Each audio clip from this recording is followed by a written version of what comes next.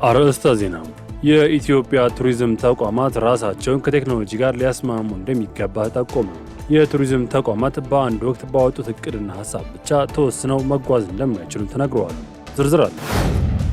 የኢትዮጵያ ንግድ ባንክ በበጀት ዓመቱ ከ80 ቢሊዮን ብር በላይ ትርፍ ማስመዝገብ መቻሉን አስታወቀም። የባንኩ ጠቅላላ ተቀማጭ ገንዘብ ከ2.4 ትሪሊዮን ብር በላይ መድረሱን ተሰምቷል። ነግራችኋል።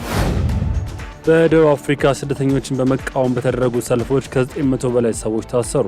የሌሎች ሀገራት ስደተኞች ከሀገሪቱ እንዲወጡ የተቀመጠው ቀነ ገደብ መጠናቀቁን ተከትሎ ሰልፎችም ተካሂደዋል። ዝርዝር ይዘናል። የእስራኤሉ ጠቅላይ ሚኒስትር ቤንያሚን ኔታንያሁ እስራኤል ከአሜሪካ የምታገኘውን የገንዘብ ድጋፍ ለማቆም እንደምትፈልግ ገለጹ። ጠቅላይ ሚኒስትሩ የሀገሪቱ ኢኮኖሚ አሁን ላይ እጅግ ጠንካራ በመሆኑ የውጭ እርዳታ እንደማያስፈልጋት ገልጸዋል። ከውጭ የያዝነው መረጃችን ነው። ውድ የሀገሬ ቲቪ ተመልካዮቻችን ለሰዓቱ ያዝንላችሁ ዘገባዎች ተጀምረዋል። ከዘገባዎቹ ጋር ሚኪያስ ኃይሌ ነኝ። የቱሪዝም ተቋማት ራሳቸውን ከቴክኖሎጂ ጋር እንዲያስማሙ ጠየቀም። ፈጣኑን የቴክኖሎጂ ሽግግር ተከትሎ የቱሪዝም ተቋማት በአንድ ወቅት ባወጡት እቅድና ሐሳብ ብቻ ተወስነው መጓዝ እንደሌለባቸው የቱሪዝም ማሰልጠኛ ኢንስቲትዩት አሳሰበም። ተቋማት በየጊዜው ከወቅታዊ ዓለም አቀፍ አውድ ጋር ራሳቸውን በማስማማት ቴክኖሎጂን በአግባቡ መጠቀም እንደሚገባቸው የኢንስቲትዩቱ ዋና ዳይሬክተር ጌታቸው ነጋሽ ጠቁመዋል። ተቋማቱ ንቁ ሆነው መንቀሳቀስ የሚችሉት ስራ ስለሚሰሩ ብቻ አይደለም ያሉት ዳይሬክተሩ ወደ ተግባር የሚቀየሩ አዳዲስ ሐሳቦችና የምርምር ውጤቶችን በየጊዜው ማፍለቅ እንደሚጠበቅባቸውም ገልጸዋል። በዘርፉ የታየው መነቃቃት ለመጠቀም ተቋማት ችግር ፈቺ ጥናቶችን በማካሄድና የደንበኞችን እርካታ በማረጋገጥ የኢትዮጵያ የቱሪዝምና የሆስፒታሊቲ ኢንዱስትሪን ማሻገር እንዳለባቸው አሳስበዋል። የቱሪዝም ማሰልጠኛ ኢንስቲትዩት 13ኛውን የቱሪዝምና መስተንግዶ ሳምንት አስመልክቶ ባካሄደው የፓናል ውይይት የዘርፉ ባለሙያዎችና አመራሮችም ተገኝተዋል። የኢትዮጵያ አየር መንገድ ወደ ፈረንሳይ ሊዮን የመንገደኞች በረራ ጀመረም። የኢትዮጵያ አየር መንገድ ወደ ፈረንሳይ ሊዮን የመንገደኞች በረራ ማካሄድ ጀመረም። መሰል በረራዎች ኢትዮጵያ ከአውሮፓ አህጉር ጋር የሚኖራትን ትስስር በይበልጥ እንደሚያጠናክሩም ተገልጿል። ሊዮን የፈረንሳይ የኢኮኖሚ እንዲሁም ባህል ማዕከል ናት ያሉት የኢትዮጵያ አየር መንገድ ዋና ስራ አስፈጻሚ መስፍን ጣሰው ወደ ከተማዋ የተጀመረው በረራ መልካም አስተዋጽኦ እንደሚኖረውም ገልጸዋል። በኢትዮጵያ የፈረንሳይ አምባሳደር አሌክሲስ ላሜክ በበኩላቸው በረራው የሀገሪቱን ግንኙነት ይበልጥ እንደሚያጠናክርም ተናግረዋል። አየር መንገዱ በቀጣይ 5 ዓመት አዳዲስ የበረራ አገልግሎቶችን እንደሚጀምር ስራ አስፈጻሚው አክለው ገልጸዋል ሲል ኢዜአ ዘግቧል። ንግድ ባንክ ከፍተኛ አፈጻጸም ማስመዝገቡን አስታወቀም። የኢትዮጵያ ንግድ ባንክ በ2018 በጀት ዓመት በታሪኩ ከፍተኛ የሆነውን 80 ቢሊዮን ትርፍ ማግኘቱን የባንኩ ፕሬዝዳንት አቢሳኖ አስታወቁ። ባንኩ ያገኘው 80 ቢሊዮን ትርፍ ባለፈው በጀት ዓመት ተገኝቶ ከነበረው የ32.5 ቢሊዮን ብር ትርፍ አንጻር ከእጥፍ በላይ እድገት ያሳየ ሆኗል። የባንኩ ጠቅላላ ተቀማጭ ገንዘብ ከ2.4 ትሪሊዮን ብር በላይ መድረሱን የገለጹት ፕሬዝዳንቱ 707 ቢሊዮን ብር በተጠናቀቀው የባንኩ በጀት ዓመት የተሰበሰበ መሆኑን ገልጸዋል። ባለፈው 6 ዓመታት ባንኩ ከነበረበት የህልውና አደጋ ለማዳን ወደ ጤናማ ተቋም ለመቀየር የተደረገው የጠናከረ ሪፎርም ስራ ፍሬ ማፍራት መጀመሩን ፕሬዝዳንቱ ጠቁመዋል። ይህ ስኬት የባንኩ ማኔጅመንትና ሰራተኞች ኃላፊነት በመውሰድ በቁርጠኝነት የሰሩት ስራ እንዲሁም የደንበኞችን የመንግስት ድጋፍ ውጤት መሆኑን በማንሳት ምስጋናቸውንም አቅርበዋል።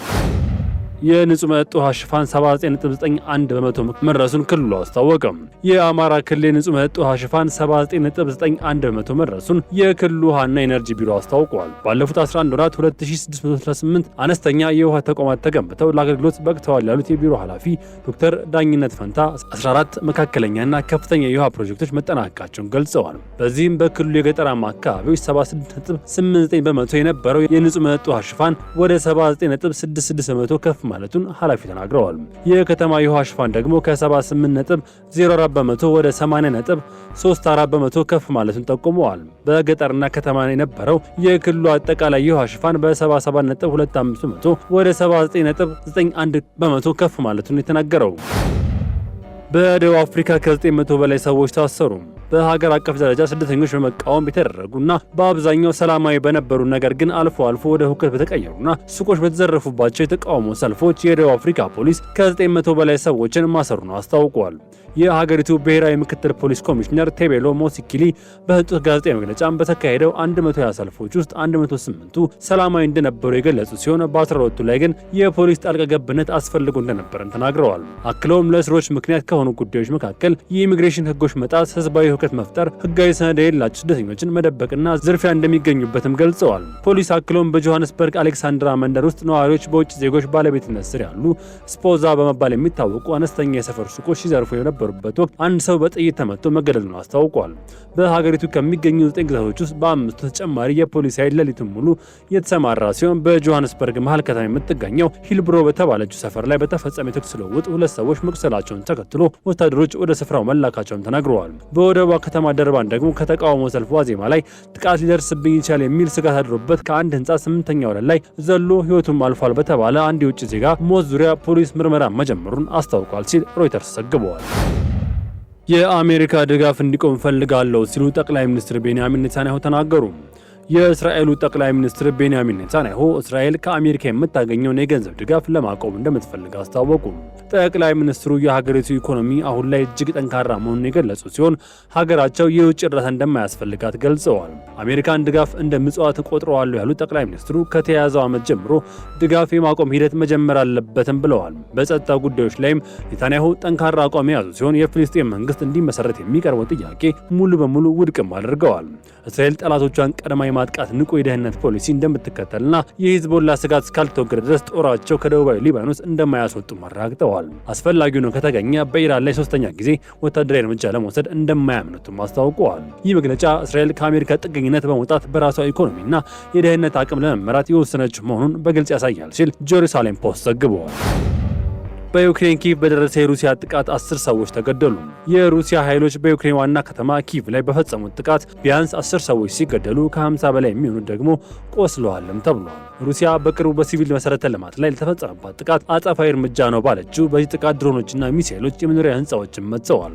የዩክሬን ፕሬዝዳንት ቮሎዲሚር ዜሌንስኪ የሌሊቱ ጥቃት ሊኖር እንደሚችል ቀድመው አስጠንቅቀው የነበረ ሲሆን አየርላንድ ለ6 ወራት የምትረከበውን የአውሮፓ ህብረት ተዘዋዋሪ ፕሬዝዳንት ጅማሯን ምክንያት በማድረግ በደብሊን ያደረጉት የነበረውን ጉብኝት አቋርጠው መመለሳቸውን ተናግረዋል። ኪቭ ከንቲባ ቪታሊ ክላንቺኮ በቴሌግራም ገጻቸው ባሰፈሩ ጽሑፍ 10 ሰዎች መገደላቸውን ገልጸዋል።